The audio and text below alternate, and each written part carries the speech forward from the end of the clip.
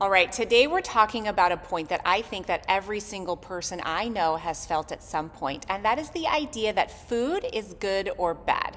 It's clean or dirty. And this idea that we are good or bad based on what we put in our mouths. So today we're going to separate our food choices from our self-worth because those two should never be in the same sentence, okay? Let's discuss a few important truths. First off, food is not a moral issue. Here is the truth. Food is not good or bad. A carrot is not morally superior to a cookie, okay? Eating vegetables doesn't make you a better human than someone who doesn't. And just like eating boxed cookies doesn't make you a worse human for eating that. You are not a good girl when you order a salad. And you're not a bad girl when you eat fries. You are simply eating because you're alive. That's the first truth. Second truth, we do not earn food. All right, this is a very common one I hear. You got to earn that dessert. No, you don't, actually. You don't earn your calories. You don't earn your dessert. You don't earn a meal because you worked out, and you don't lose the right to eat because you didn't work out. You don't need to exercise if you're going to eat a certain food that day. Can you? Sure. But you don't need to. Food is literally required to stay alive. It's pretty simple. Exercising because you know it's good for you, great, have at it. Exercising to earn a food that you're going to eat later in the day, that's walking a fine line. Truth number 3, there is a problem I have with cheat days. You've probably heard people talking about cheat meals, cheat days. Oh, I cheated on my vacation. I want you to think about that word, cheat. What does it imply? It implies that you've done something wrong. It implies breaking rules and being dishonest. So it's natural that people spiral out of control when they're cheating because they're literally labeling normal eating as something shameful and wrong. So let's be honest. Cheat days are often just socially accepted binge days, which might not be healthy either, okay? That's not balanced. It might not be helpful for you. So scheduling your fun, fine. Binging, not the same thing. Truth number 4 is that it is okay to be intentional about your food. Recognizing that you don't need dessert every night is okay.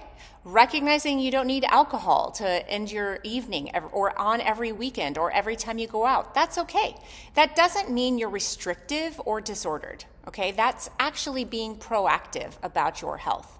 And the fact that we have called healthy eating a diet is something that we need to examine. Healthy eating should be the norm. So you being intentional instead of being on, autopilot regarding your food choices is actually practicing health.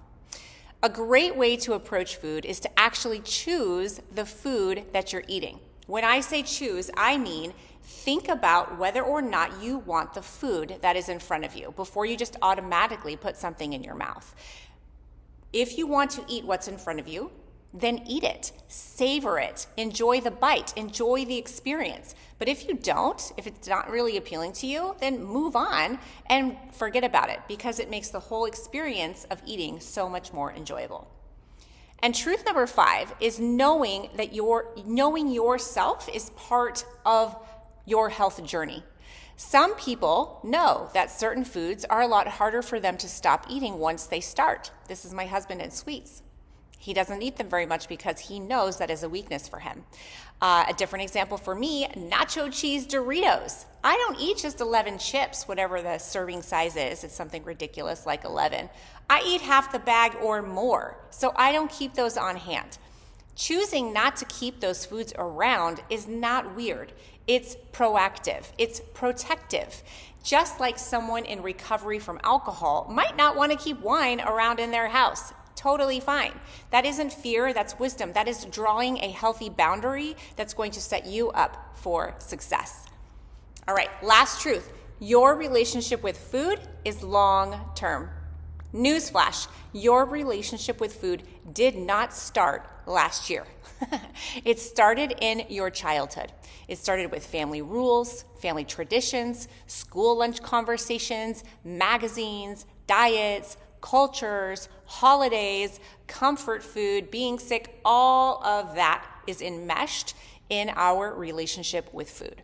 So if you want a healthy relationship with food as an adult, it's going to require that you untangle what you were taught, both explicitly and covertly, right, in your life, to determine what health means to you. I shouldn't be the one to tell you what health is. You can take my perspective, add it to the other ones, and decide for yourself what health is. Not society, not diet culture, not your friend or your aunt who comments on everything that you eat. You get to decide what health means to you. Food is fuel. Food is culture. Food is social connection. Food is pleasure. And food absolutely can be comfort.